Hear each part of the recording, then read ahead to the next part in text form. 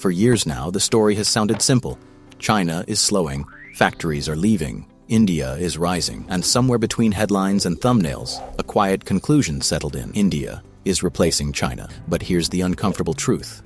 China was never meant to be replaced, and India was never meant to take its place. What's actually happening is far more interesting and far more dangerous to misunderstand. Because if you get this wrong, you misunderstand where global power, money, and jobs are really going next. And most people already have. Right now, this question matters more than ever. Governments are rewriting trade policies, companies are redrawing supply chains, investors are betting trillions on who wins the next phase of globalization. And in the middle of all of it sits a single assumption, that the world works like musical chairs. China stands up, India sits down. That's not how this game works.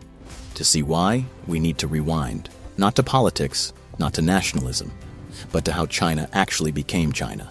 China didn't just become the world's factory by accident. It wasn't cheap labor alone, it wasn't scale alone, and it definitely wasn't free markets. It was coordination. In the 1990s and early 2000s, China made a very specific bet. Export everything, build everything, absorb everything. Factories weren't just businesses, they were national infrastructure. Land was allocated fast, power was cheap, labor was mobile, rules bent when growth demanded it.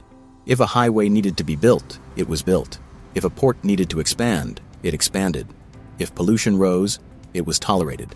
Efficiency came first. Everything else came later. And for decades, it worked. China didn't just manufacture toys and clothes. It learned how to manufacture manufacturing. Supply chains stacked on top of each other. Skills compounded. Speed became muscle memory. That's what people forget. China's real advantage wasn't wages, it was density. Now fast forward to today, wages are higher. The population is aging, geopolitics is tense, so factories are leaving. But here's the part most headlines miss. China isn't losing manufacturing, it's shedding the bottom layer. Low margin, labor heavy, easily copied. The stuff every industrial economy eventually outgrows. What's replacing it? Robotics, advanced machinery, electric vehicles, high-end electronics, AI-driven production. While the world argues about where t-shirts will be sewn, China is busy automating the factory that sews them. This isn't decline, it's ascent. Now enter India.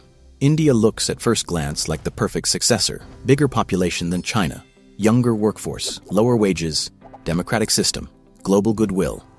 On paper, it sounds inevitable, but economies aren't built on paper. They're built on systems. And this is where the myth starts to crack. India doesn't have one labor market. It has many. Over half of its workforce is still in agriculture. Small farms, family plots, political power tied to land. That's not just an economic fact, it's a structural constraint.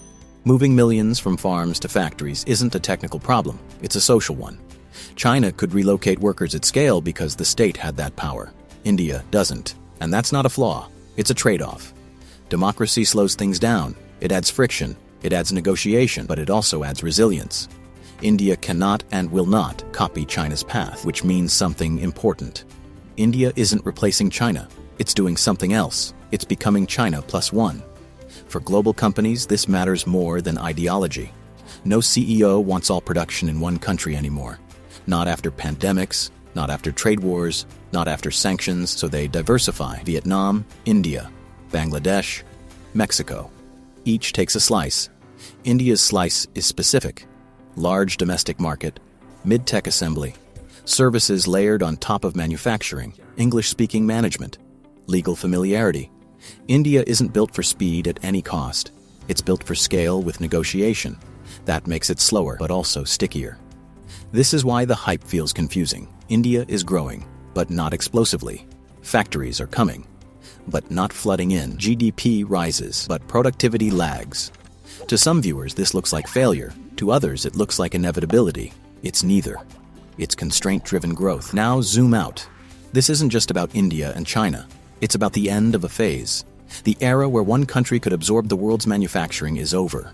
Not because it's impossible, but because it's politically unacceptable. No democracy can absorb the environmental cost, labor displacement, and inequality China tolerated in its growth phase. And no authoritarian system wants to stay stuck at low margins forever. So the latter shifts, low-end manufacturing spreads, high-end manufacturing concentrates. Services wrap around both. This is the uncomfortable math nobody advertises. Manufacturing doesn't disappear, it stratifies, and countries move up or down that ladder based on institutions, demographics, and politics. Which brings us to the risk. The real danger isn't that India fails to replace China. The danger is that the world expects it to. Supply chains are being designed under the assumption that scale will magically appear, that labor will reorganize itself, that infrastructure will catch up instantly. When that doesn't happen fast enough, prices rise, delays multiply. Inflation sticks around longer than planned. And China? China becomes misunderstood, labeled as declining while quietly consolidating control over the most complex parts of global production. That's how mispricing happens. That's how strategic mistakes happen. History is full of empires that weren't defeated, only misread. So ask yourself this. If China is climbing the value chain, if India is building a parallel one, not a replacement, if manufacturing is fragmenting, not relocating, then what does dominance even mean anymore? Is it about volume, technology, control over choke points, or the ability to survive shocks? Because the next phase of globalization isn't about who makes the most, it's about who breaks last, and the world hasn't decided yet who that will be. Maybe that's the real misunderstanding, not that India is replacing China, but that we're still looking for replacements in a system that no longer works that way. So the question isn't who takes China's place, it's this. In a fragmented, slower, more political global economy, who is actually positioned to adapt when the rules change again? And who is betting on a past that isn't coming back?